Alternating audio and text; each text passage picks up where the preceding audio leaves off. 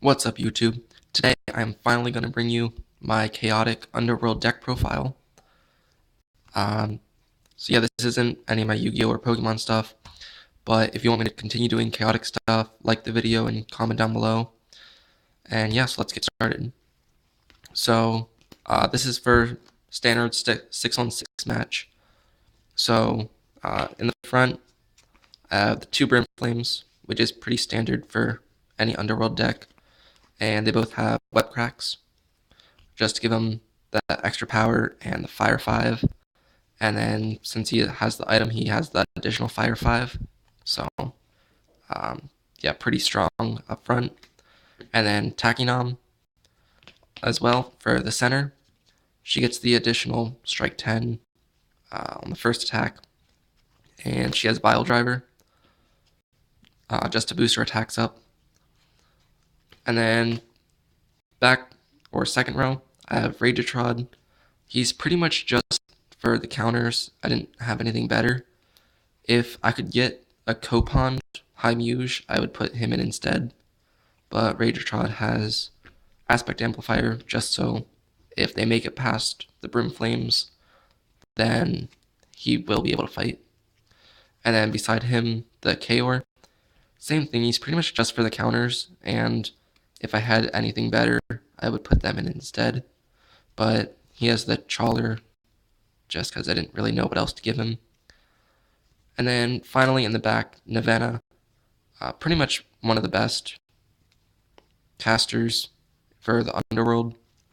And she has the Balladeer Flute, just to give her that extra counter. And if I did get a Copond, I would also have him with a Flute, just to get the extra counters for more music.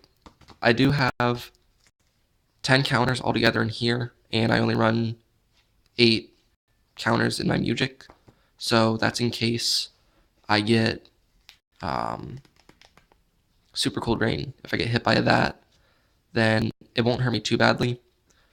So yeah, in the musics, for one cast, I have the Discorded Disarming and Cannon the Casualty. Both of those are pretty standard for Underworld. And then the Searing Symphony, also pretty standard. And then for twos, Nourishing Nocturne. Usually, I don't need to use that, but it is good in some situations. And then Song of Revival, Underworld, pretty standard. And then the Sonic Serenade, it's pretty much my favorite music. After one of your Brim Flames dies, I have one with 65 energy, so it's a free KO pretty much. Alright, so then into attacks. For 0, we have 2 Incinerate. Pretty good, especially with Brimflame or Tachynome, where you're doing extra damage with it. And I pretty much only use that to end the battle. So if they have like more than 10 energy left, then I'm probably not going to use that. And same thing with Fire Ring. With Brimflame, it's doing 20 damage, and I'm only taking 10. So yeah, and then the 1 Flash Warp, which is good. I do prefer it at 1. I don't think I would take out one of the Incinerate, just because they have the potential to do more damage.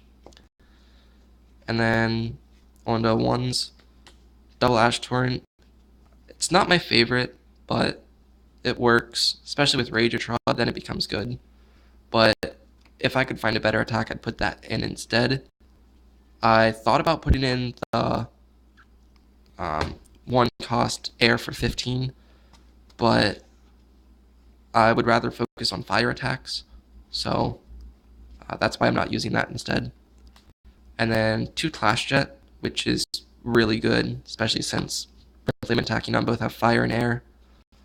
And then just an extra 5 damage with the power.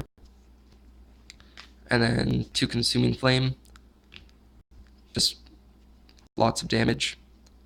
Might Swing, since it's all Underworlders, you get to do pretty much the same thing, a lot of damage with that. And then 2 Inferno Gust. With the speed challenge, I have my Brim Flames and Tachynome with the highest speed possible, just to get that extra 10 damage. And then just 1 Confusion. It's a pretty good card, but I don't think I would use two of it. And then one Blaze Barrage. If I could get a second one of those, I might take out the Confusion for it. But yeah, Blaze Barrage is pretty much just to get rid of any Incinerate or Fire Ring that's in your hand and get new cards.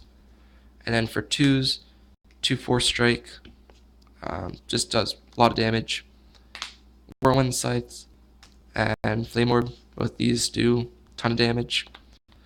And if I could get a second Flame Orb, but I would probably take out one of the 4 strikes for it. And yeah, that's it for attacks. So one of locations, 2 Plunge Pool, pretty much just to gain initiative. And same with Lava Pond, pretty much just for initiative. And then 2 Storm Tunnel, I gain initiative off of that. And my air attacks gain an additional 5 and prevents water damage. So pretty good location for this deck.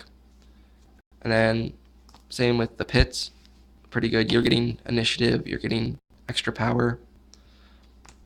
So yeah, that's one of my favorites. Ravenel Ridge, pretty much the same thing as Blaze Barrage. It's just to recycle your fire rings, or I guess you're looking at the top. So you set it up to recycle. Yeah, I like it at 1. I don't think I'd take out, but I don't think I'd put in a second one.